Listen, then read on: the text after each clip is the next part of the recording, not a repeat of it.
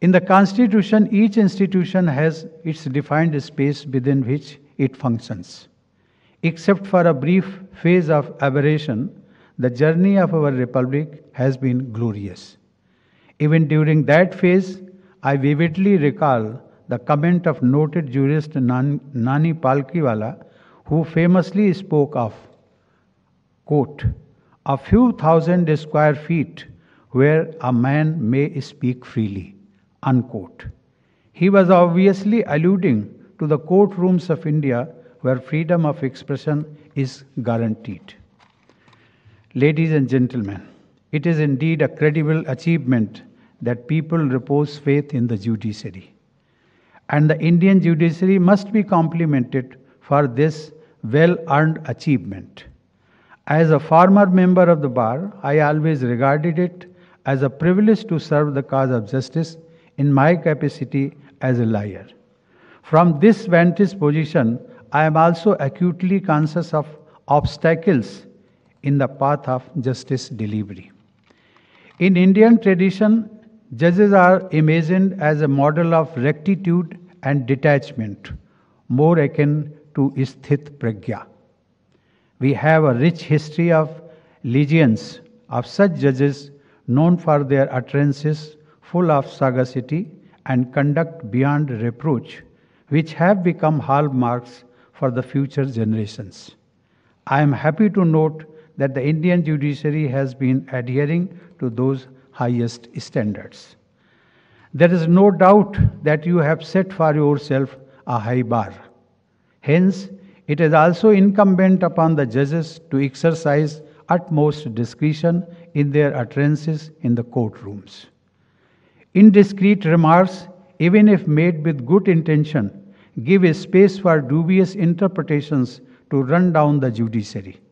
Let me recount a profound observation of Justice Frankfurter of the US Supreme Court in the Dennis versus United States case of 1951. He said, and I quote, courts are not representative bodies. They are not designed to be a good reflex of a democratic society. Their essential quality is detachment, founded on independence. History teaches that the independence of the judiciary is jeopardized when courts become embroiled in the passions of the day and assume primary responsibility in choosing between competing political, economic, and social pressure, unquote. Ladies and gentlemen, at the risk of repeating myself, I would like to once again point to the cost of justice. In a developing country like ours, a very small section of the citizens can afford to knock on the doors of the courts of justice.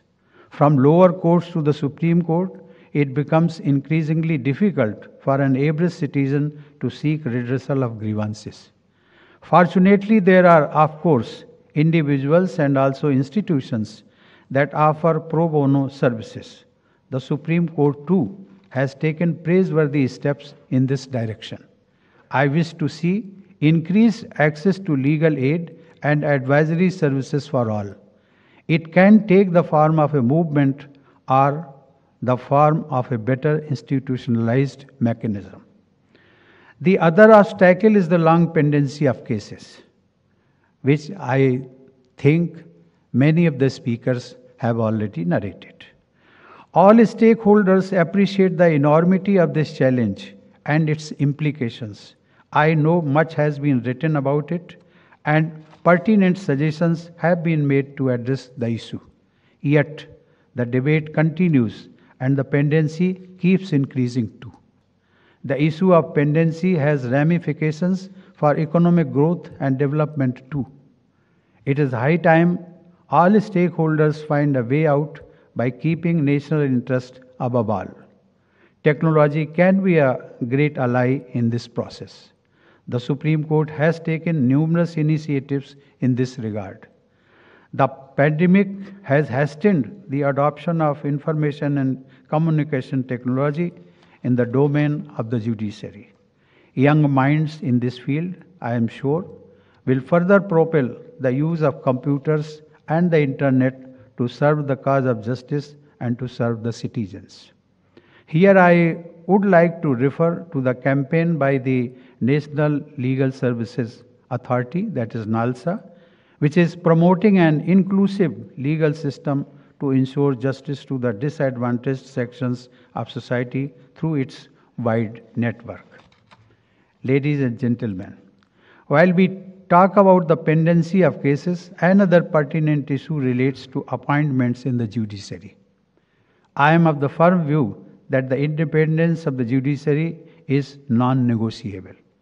Without diluting it to the slightest degree, can a better way be found to select judges for the higher judiciary? For instance, there can be an All India Judicial Service which can select, nurture, and promote the right talent right from the lower levels to the higher levels. This idea is not new and has been around for more than half a century without being tested. I am sure that there could also be other, better suggestions for reforming the system.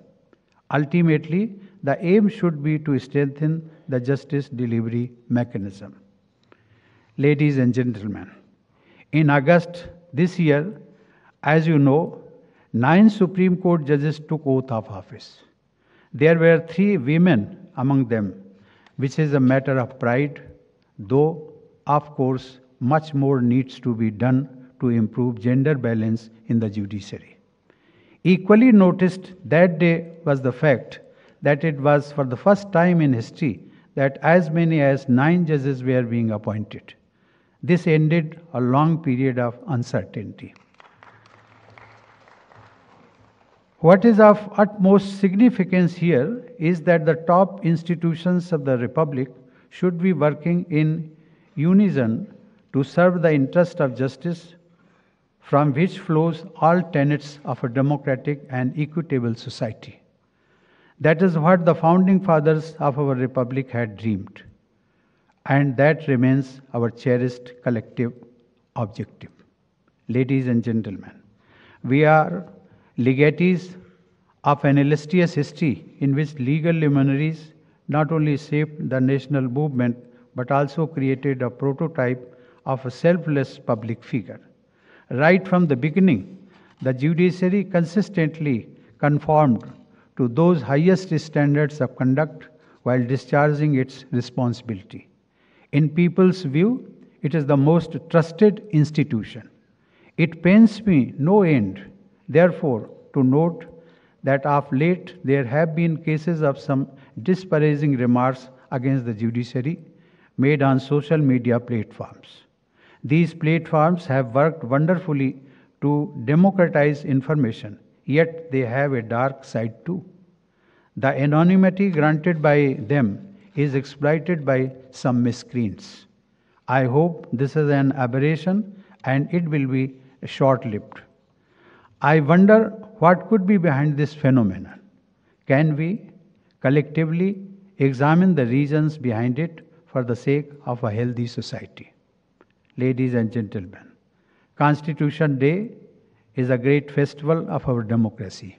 As we all know, we all holding the constitutional assignments derive the strength from the Constitution itself. It is a day to reiterate our debt to the known and unknown men and women who made it possible for us to lead our lives in a free republic. It is also a day to reiterate our commitment to keep walking on the path they forged for us.